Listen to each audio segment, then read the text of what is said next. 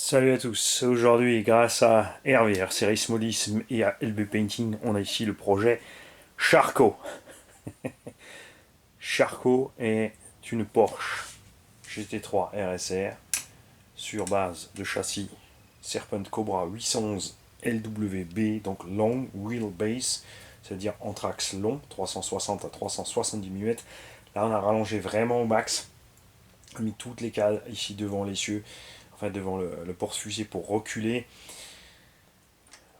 Vous en faites pas quand elle sera posée par terre, évidemment, elle sera plus basse, mais c'est plus pratique comme ça pour la faire tourner. On a un verre de grille, on a tous les petits rivets, symboliquement, on aurait pu les faire bien propres, tout mesuré, posé, mais il n'y a pas besoin, de toute façon ça va rouler, hein. C'est une étude de style, c'est juste pour la rire. Et un vernis mat Tamiya par-dessus le tout, parce que Bertrand m'avait fait un joli brillant, on a mis l'aileron en noir mat aussi.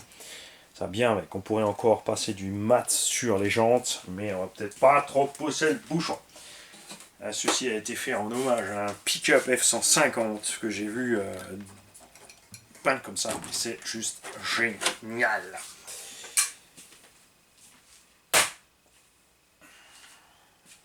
Tu peux le faire aussi sur une GTB, attention, sur la boîte pierre GTB, à la hauteur de la tourelle arrière avec support de carreau. Ça, c'est ce qui est bien sur cette Serpent, c'est que les prises pour la carreau sont loin éloignées, bien fait, enfin j'aime vraiment bien. On a à l'arrière par contre une étrangeté de la part de Serpent, c'est qu'on a des hexagones moins 2 mm à l'arrière. Je ne sais pas si c'est dû à ce qu'il faut en compétition pour les carreaux de GT, j'en sais rien. Mais là on a mis, j'ai encore deux vieux hexagones plus 8 mm Team Magic qui ont donc l'axe en 2,8, pas en 3. Alors si tu as un hexac qui a un axe en 2,8 et tu as évidemment une goupille de 3, c'est pas un problème, tu reperces à 3. Si tu as l'inverse, t'es coincé, tu peux pas le faire. Vous faites pas piéger avec ça, sinon l'hexagone va bouger, toute la roue va se balader, ça va se détruire, et gros problème en approche. Donc avec du plus 8 mm, on est bien ici à ras de l'aile, et à l'arrière on dépasse méchamment. Tu vois. Là, moi ça me plaît. Tu vois. Hein? Gâte-moi ça, tu vois, on a la roue qui dépasse à ras de chaque côté. Là, c'est chouette. I like beaucoup. Ce côté aussi, ça rend beaucoup mieux, évidemment, quand on a la roue qui a ras du truc. À l'avant, on est resté dedans. Je suis pas un fan de rabaisser à mort et tout descendre. Faut pas oublier une chose. Déjà, la roue, eh ben, elle braque. Donc, ici, il nous faut plus de place qu'à l'arrière. Et faut pas oublier aussi le débattement de suspension. On pourrait laisser la lame devant, on aurait pu aller à plat ici. Quand tu laisses à plat, tu as un problème quand tu roules. C'est que le véhicule, regarde, tu vois, il baigne sur son truc. Déjà là, on va frotter, c'est sûr, il va falloir recouper. Hein. Ça va frotter quand on va rouler. Tu vois, la roue est à ras là. Et ici aussi, c'est le problème quand tu laisses bien à plat ici. En plus, moi, je voulais aller avec, tu vois, la bouche de requin. Ça va, moi, ça me plaît, c'est tout. Et en plus, c'est pratique. C'est sûr que c'est beau quand c'est tout en bas, mais c'est pas pratique. Tout comme devant, tu vois, là, on arrive juste à ras pour pas les frottouiller. À l'arrière, c'est pareil. Et même là, c'est possible qu'en roulant, on soit obligé de monter d'un cran la carreau partout pour pas aller frotter partout. Hein. Tu vois, ça fait une bonne bouille de requin. Encore à la limite, on n'aurait même pas été obligé de mettre les yeux là. On aurait pu tirer la bouche sur l'avant comme ça par-dessus la roue. Mais voilà, ça correspondait au projet que j'avais trouvé en vidéo, enfin en photo. Et moi, ça me plaît. J'ai finalement quand même mis les vitres dessus. On a passé le vernis mat par-dessus tout. C'était peut-être pas une super idée parce que je sais pas si ça va endommager le film des stickers après. Ça, on a fait au feutre. L'avantage, c'est que c'est réversible tant que t'as pas verni. Bon, là, j'ai verni, c'est pas réversible. Mais comme j'ai dit, hein, ceux qui veulent faire ça bien, ben, ils s'amusent, ils mesurent, ils mettent leur rivet au machin, etc. Mais bon, moi, j'aime bien le look global. Ça n'a pas besoin de ressembler à. Tu vois, il faut que ça te fasse penser à ce bombardier de la Seconde Guerre avec cette bouche de requin dessus. Et en roulant, de toute façon, on verra rien. Maintenant, on va causer ce qu'il y a dedans. Parce que c'est bien. Alors, cause de tir autour, on va pas y passer 3 plombes non plus. Ce que j'ai envie de faire, c'est d'y faire un film sous châssis en bleu clair. Comme les vrais bombardiers. Ou chasseurs, ce que tu veux. À l'intérieur, nous avons... Ouais, il a fallu monter à la verticale. Castle. Mamba Monster X8S. Pas le XLX2 8S, mais le 8S normal. 160 ampères. Vitesse suffit large, puisque là, on a un moteur Taurus 4274 1500 kW.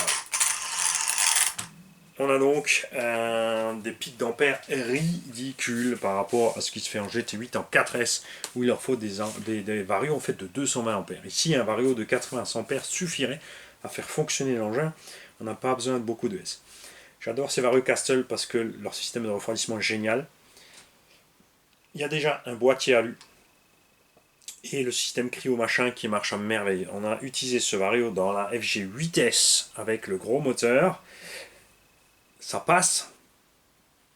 Donc, on sera tranquille ici. Il y a deux avantages à avoir mis debout. Le premier, c'est que ça rentre. Le deuxième, c'est qu'il ne va pas prendre toutes les caillasses projetées par les roues dans le ventilo. C'est un gros problème sur les varios qui sont montés ici à l'avant. Tu te prends systématiquement toute la caillasse projetée par les roues dans les pales de ventilo. Tu flingues le ventilo, c'est mort. Là, ça ira très bien. C'est tout le quartier en alu qui va prendre le flux d'air, donc bon refroidissement. On est tranquille. On a mis deux Jens Bashing 4S 8000 parce qu'ils sont légères, 400 grammes pièce, ça nous fait 800 grammes de batterie. Les compétiteurs roulent peut-être avec 150 grammes de batterie en moins. Le Vario 8S, c'est pas beaucoup plus lourd qu'un Vario standard. Après, si tu prends les tout nouveaux petits 4S, ils sont plus légers, donc on va dire on a 200 grammes de plus sur la balance qu'un engin 4S. Et un petit plus au niveau du moteur, parce qu'on ne roule pas qu'un moteur de 68 qui pour moi est sous-dimensionné pour ses masses et ce qu'on lui demande. Il y arrive, mais au prix d'une conso et d'une chauffe extrême.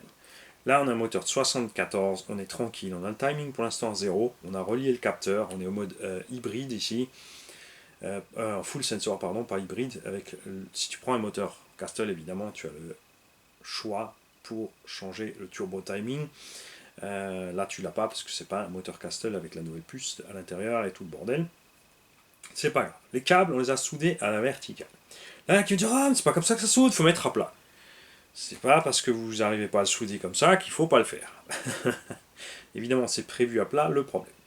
Si tu le mets à plat vers l'avant, tu n'as plus de place pour monter un radiateur.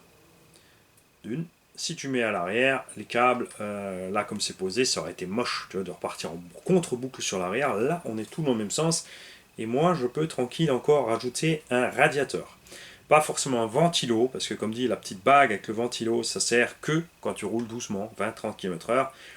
Dès que tu montes en vitesse, ton ventilo ne sert plus à rien, l'air qui passe emmène le flux d'air et bye bye. C'est le radiateur vraiment qui aide le plus en refroidissement dynamique. Donc là, on pourra mettre un radiateur, parce que c'est l'autre souci des moteurs qui sont montés à l'avant, c'est qu'ils sont planqués dans le train avant, justement, et il y a un faible flux d'air qui passe, contrairement aux moteurs qui sont montés de ce côté ici, là, au centre. D'ailleurs, pour les constructions qui ont les moteurs là, Traxxas est toujours le seul fabricant, on peut critiquer comme on veut, qui a fait une prise d'air en dessous pour amener de l'air au moteur. Personne d'autre ne l'a fait, et je pense que vraiment les marques de compète devraient se pencher dessus. De faire le côté caisse avec la prise d'air qui va sur le moteur, parce que c'est vraiment super efficace d'avoir un gros flux d'air qui arrive sur ce moteur. Là, il y a de l'air qui rentre, il est perturbé par le châssis, ça va pas vraiment sur le moteur. De toute façon, bon, là même, je dis pas, même si tu mets une prise d'air, ça va être chaud avec l'angle. Il faudrait prendre ici sous le triangle, quasiment l'air, pour arriver ici. Il faudrait une espèce de petit canal. De toute façon, comme dit, là tu mets mettre un radiateur dessus et ça marche à merveille. Le radiateur, par contre, c'est chaud parce qu'il y a encore la boîte radio là au-dessus. Donc il faut vraiment couper, minimiser. On verra ça à l'utilisation. Moi, je sais une chose. En vitesse, avec un combo similaire, on avait on avait le Taurus. Voilà, on n'avait pas le capteur. Voilà, on n'avait pas de vario vitesse à capteur à ce moment-là. En vitesse, avec des Vmax à 125 sur la ligne droite, on arrivait à descendre la température avec 20 degrés extérieur à 57 degrés au moteur. En 6S, on était à 67 et en 4S, on était à 75 degrés parce qu'on avait moins de flux d'air. Plus d'ampères. Tout simplement. Là, évidemment, tu peux rouler avec 2 batteries standards, ça va monter le poids. Attention donc aux pneumatiques, on se retrouve avec le problème qu'on a sur les Arma. Les pneus 1/8 piste sont prévus pour des engins 3,5 kg, 4 kg. Dès que tu dépasses ça, ça pose problème d'usure aux pneumatiques. C'est pour ça qu'on a essayé de rester restreint ici à ce niveau-là, comme ça. Suspecte, j'ai évidemment remonté la bête. On a un tout petit peu de drop ou ce que j'appelle du débattement libre. Alors attention, en technique pure, le débattement libre, c'est quand ton ressort se décroche, c'est en 4x4 de franchissement, que la morteau tombe. Ça, c'est du débattement libre, il n'y a rien. C'est libre du poids du véhicule ou de la pression du ressort. Ici, c'est juste libre du poids du véhicule, tu vois, là, on balance. Alors, c'est pas l'idéal en piste, ils aiment pas ça en général, surtout pas à l'avant, parce que l'engin, l'axel va peut-être flotter un peu, on verra ça sur le terrain. Mais voilà, moi je roule plus rallye que GT, donc j'ai besoin de ce petit truc dans les virages ou les terrains bosselés. À l'arrière c'est pareil, on a un appui léger, ensuite ça durcit en le fond. Pour l'instant on a essayé les huiles d'origine, je suis pas fan. Devant je trouve que c'est un peu trop réactif, trop mou. À l'arrière ça peut aller. Là à l'arrière on est bon, mais devant c'est un peu trop soft. Mais pour l'instant on va le rester d'origine parce qu'on a déjà l'huile méga dure dans le diff avant et central et plus light à l'arrière. Même si l'huile arrière, pour moi c'est pareil, elle est un peu trop dure. Ils ont mis 30 000, 300 000, 300 000. Très bon choix. Mais là 30 000 à l'arrière, je préfère être vraiment super fluide à l'arrière en piste. Mais on verra, parce qu'on a ici quand même le poids derrière par rapport aux autres pistes où je roule avec le poids à l'avant. On va donc tester comme ça. Et on verra ça après. Et à l'arrière, justement, on a du débattement libre, parce que les ressorts sont très courts.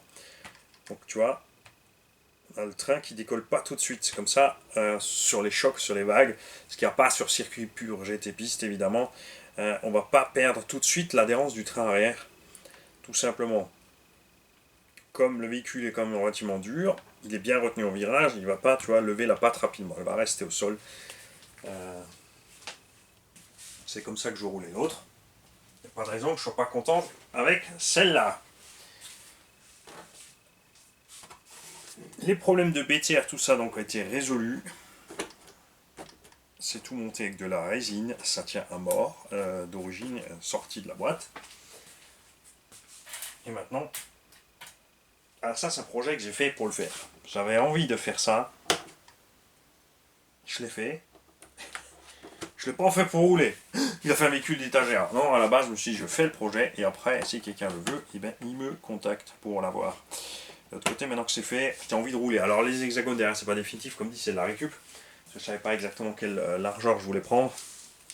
Donc, ces deux vieux Hexa Team Magic qui avaient déjà souffert d'un mauvais montage.